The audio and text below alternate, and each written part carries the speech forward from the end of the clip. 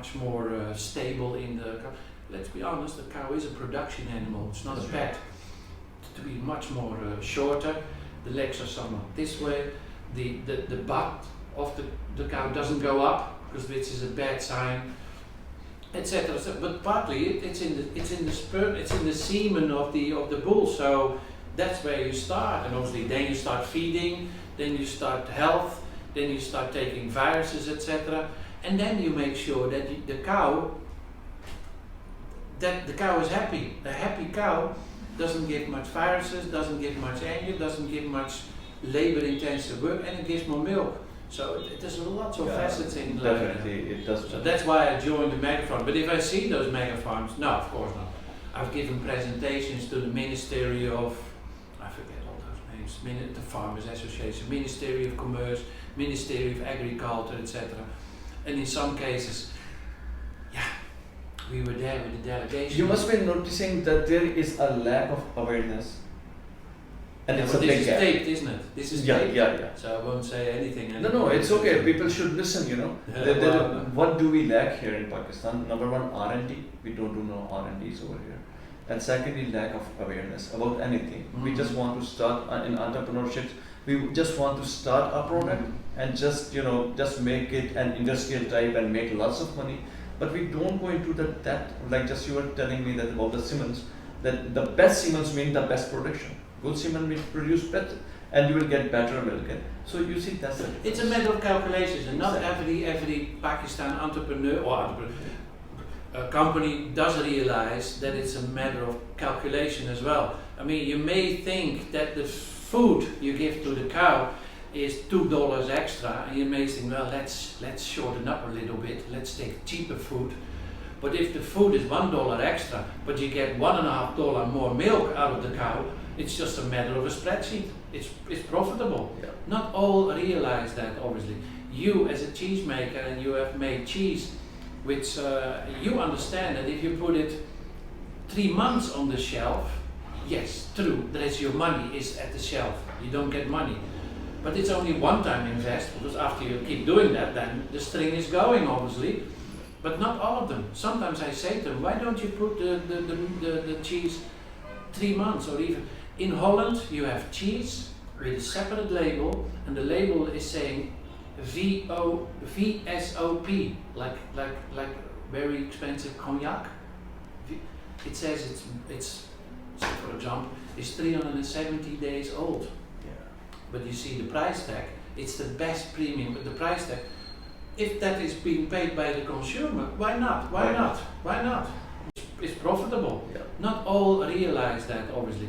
You as a cheesemaker, and you have made cheese, which you understand that if you put it 3 months on the shelf, yes, true, that is your money is at the shelf. You don't get money. But it's only one-time invest, because after you keep doing that, then the string is going, obviously. But not all of them. Sometimes I say to them, why don't you put the cheese 3 months or even... In Holland, you have cheese with a separate label, and the label is saying VSOP, like very expensive cognac. It says it's for example, it's 370 days old. Yeah. But you see the price tag, it's the best premium, but the price tag, if that is being paid by the consumer, why not? Why not? Because I spoke with a dozen cheesemakers, and not just cheesemakers because you know how to make cheeses, but just people who can scale up.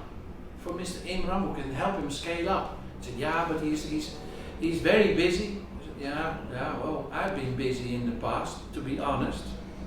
And people told me, amongst them was my dad, he now passed away. He said, Jack, you can keep investing in yourself in that number of hours, but finally you will end up nowhere. You have to, sometimes you have to sit, relax, look out of the window and say, where do I want to be 5 days from now? Am I going to run this whole joint by myself and keep telling myself that I wish that the day had 25 hours, which it will never get. You will never get that. Again, as you said, the time management is an issue. You see, I'm in a growing phase. In Pakistan, there was no artisan cheesemaker. Even there was no technology no awareness at all. So I successfully, I built it up. I successfully built up an awareness among the people. I just successfully came out of the niche into the market. So that was a real success to come into the houses of common people.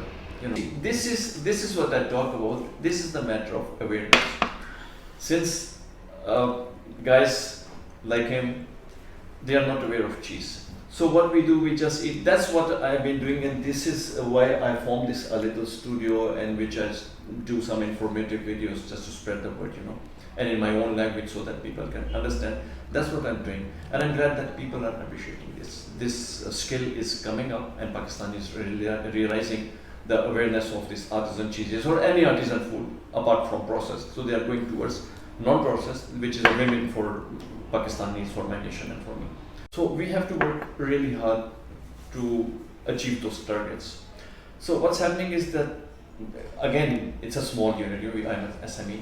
Though I have 50-55 people working for me. If you switch from one to the other, yeah. drink first and clean your mouth so you can taste it properly. You see, this is what I talk about. This is the matter of awareness. Since guys like him, they are not aware of cheese. So what we do, we just eat. That's what I've been doing, and this is why I formed this a little studio, in which I do some informative videos just to spread the word, you know, and in my own language so that people can understand. That's what I'm doing, and I'm glad that people are appreciating this. This skill is coming up, and Pakistan is really realizing the awareness of this artisan cheeses or any artisan food apart from processed. So they are going towards non-processed, which is a win-win for Pakistanis, for my nation, and for me. Sri Lanka, Bangladesh, Vietnam, Okay. and they work all over the places. And there's one golden rule, that's why I never, unless the guy said, yeah, use me as an example, I never use names, because you are working with the guy, and sometimes even being discussed, like, okay, let's sit around the table, what's the cost, what's the labor cost, etc. So the retail values, together with an expert, you're going into deep financial figures.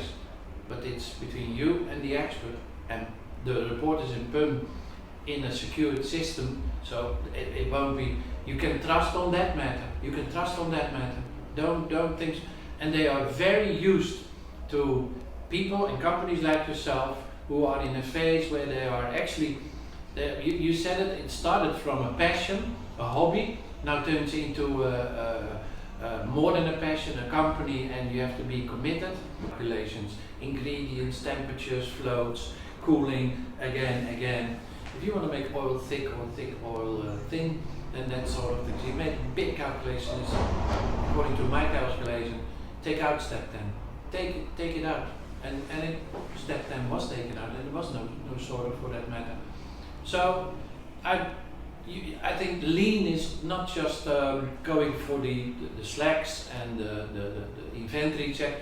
It's also as a purpose that if you are lean and if you got it solidly processed into pieces, because if you want to grow to the biggest one, then you got 220 million Pakistanis, that's your internal market. I'm not even speaking in terms of the external market like Dubai, let alone That's Europe. a huge market. You know, it's huge. Exactly.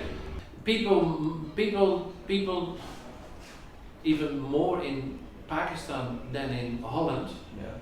because Pakistan people, it already proves, they called you immediately when I'm there. I was in Islamabad and I did all my work, and I thought I was under the radar. I like to stay under the radar, because if one of our politicians do something mad, again, I'd rather be under the radar. Go ahead. And then I was in Karachi, and I was speaking somewhere on the fields, etc., tomato crops, and he said, Jack, I already knew you were there. I said, well, how come? I said, what do you know? And he looked at, and he came in his mobile, and he said, look, this is a secretly hidden photo of me speaking with another guy in another company in Islamabad. So you guys know even more all this in and outs. What I'm saying actually is that people see, people understand, and people are thinking, hey, Mr. Imran is doing a very good job. So you will be approached by this so-called venture guys, Yeah. and they offer you obviously, they're going to give you the story of scaling up, you need funds, and others you will die, because all of a sudden, truly, you're going to have a massive cash flow problem, and they say, I'm going to give you X number of so and so for, so we just share, I take 51%, you keep 49%, whatever. But the percentage is always most of, or 12% loan interest. My funding, if I would be in it, I would find my funding first of all with my family, and secondly, I would find my funding, I would rather grow step by step to keep it under control.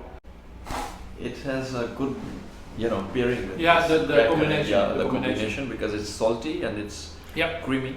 It Yep. goes nice. Have you tried cheese with this in it? Yeah, unfortunately, when I opened the bag, those the nuts inside, those were all gone. My cheese, yeah, but the thing, with fresh cheese, you can make a combination to produce it with this cheese. But when it comes to maturing, these food products, they are more vulnerable to attract those molds and fungus. So I avoid such things in long processing. These are the dried herbs. That is true. Yeah. Especially in artisan.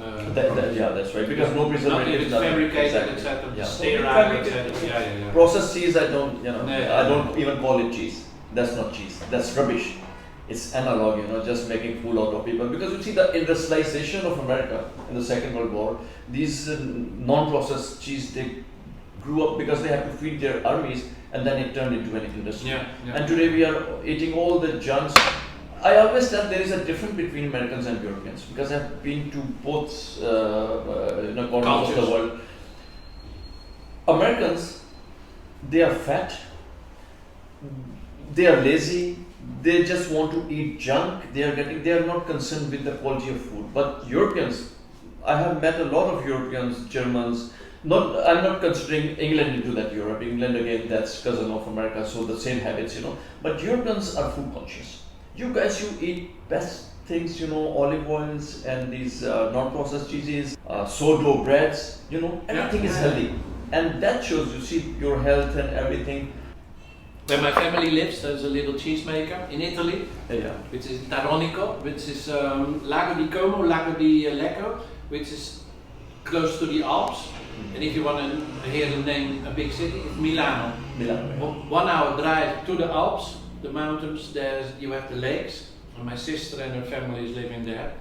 And they do not have, but one of their friends has a little cheesemaker, very, very small, but they make lots of cheese as well. And they made lots of cheese as well, but now they have shrank because their market for them even closer. Milanese people come as well. It's somewhat creamy cheese, eh? Yeah. My brother-in-law, he owns olive farms in Chakwal region, if you've been there, Where? He takes his background. He was a government officer, but his background was from agriculture family. He ended up after his retirement. He ended up into making that olive farms, and it was again an initiative, in Pakistan, and producing one of the best extra virgin olive oil. Well, Previously, we were importing from Spain. Spain olive oil is one of the best, but now Pakistan is transforming into that olive producing countries. the best?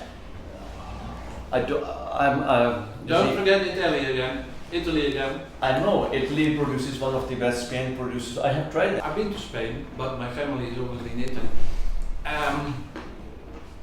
Italy, they probably have 10,000 olive oils, homemade, company made, etc. And they're like the golden ones with like a VSOP stuff, and they got the rubbish for the poor and the poverty and the unprivileged in the shop as well, and Spain has as well. So it's sometimes it's difficult to say they are the best and they are not the best. You see, fortunately, I have some customers from Spain and Italy.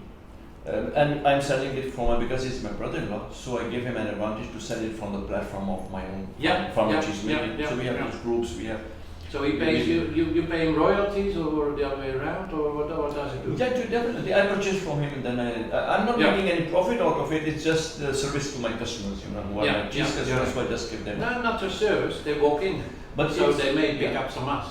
So we deliver them in Karachi, Lahore, Islamabad. That's what we're doing. And according to them, one of them is Spain national, and she's from second family, and she consumes a lot of cheese and a lot of olive oil.